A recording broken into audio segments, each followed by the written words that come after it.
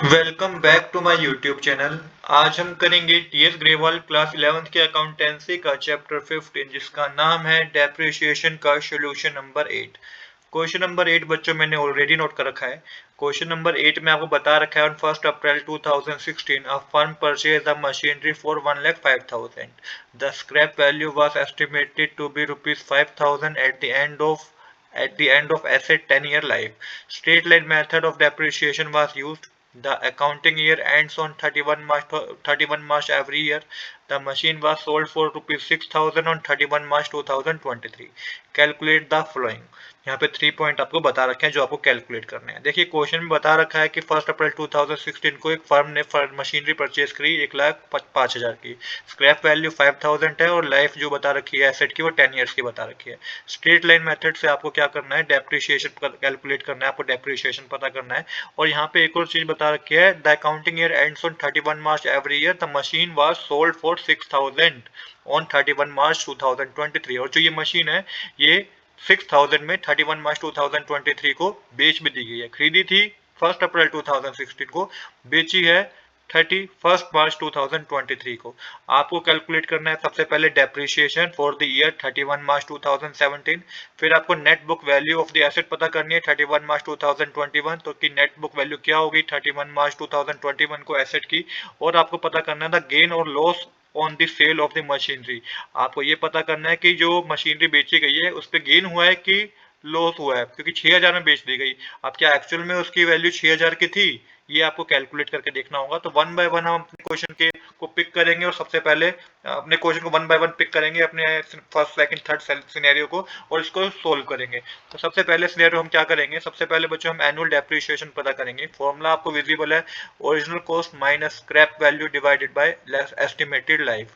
तो original cost 1 April 2016 को बता रखी है कि 1,05,000 की है वो मशीनरी।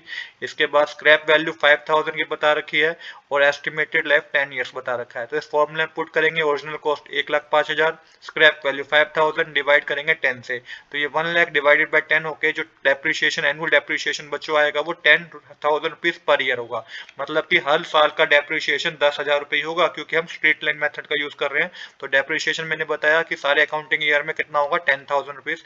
हमसे स्पेसिफिक फर्स्ट वाले पॉइंट में पूछा गया है depreciation expense for the year ended 31 मार्च 2017। तो ईयर 31 मार्च 2016 17 में जो ईयर एंड हो रहा है उसमें कितना डेप्रिसिएशन होगा। तो मैंने बताया कि हर साल 10,000 का डेप्रिसिएशन है, तो इस साल भी जो डेप्रिसिएशन होगा वो 10,000 रुपीज का होगा।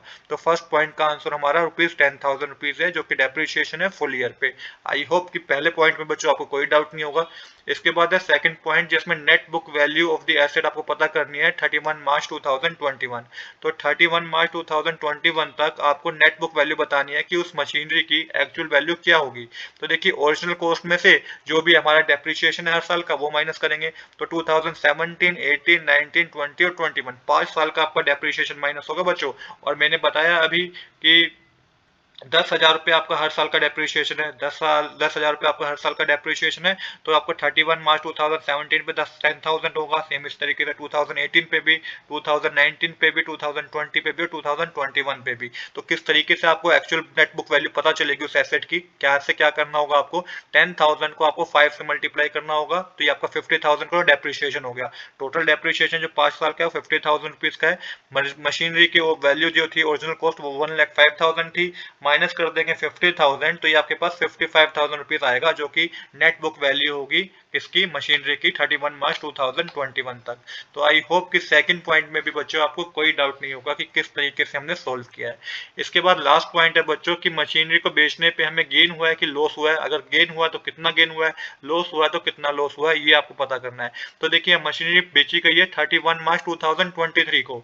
अब 31 मार्च 2023 2016 से आप कैलकुलेट करेंगे। पहला डेप्रिसिएशन 2017 में लगेगा, फिर 18 में, 19 में, 20 में, 21 में, 22 में, 23 2023 में। टोटल 7 साल का डेप्रिसिएशन लगेगा बच्चों। तो टोटल 7 साल का डेप्रिसिएशन लगेगा क्योंकि 31 मार्च 2023 को बेची गई है मशीनरी 6000 रुपए में। तो यहाँ पे सबसे पहले टोटल डेप्रिसिएशन हो जाएगा 10,000 मल्टीप्लाई 7 करेंगे तो 70,000 का टोटल डेप्रिसिएशन हो जाएगा। तो अब आपको ये पता चलेगा कि 31 मार्च तक जो एक्चुअल मशीनरी की वैल्यू थी वो कितनी थी। तो आप देखेंगे 1,05,000 माइनस 70,000 आप करेंगे क्योंकि 1,05,000 तो मशीनरी की एक्चुअल कॉस्ट थी माइनस पूरे 7 साल का डेप्रिसिएशन 70,000 होगा। तो अभी भी मशीनरी की कॉस्ट बच्चों 35,000 रुपीज थी।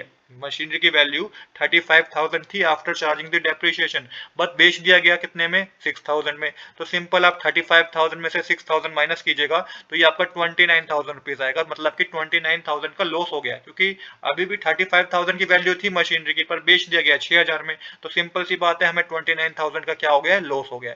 तो हमें इस क्वेश्चन में बच्चों यही पता करना था। आज के लिए इतना ही। I hope you like this video. If you like this video, please do subscribe this channel. Thanks for watching.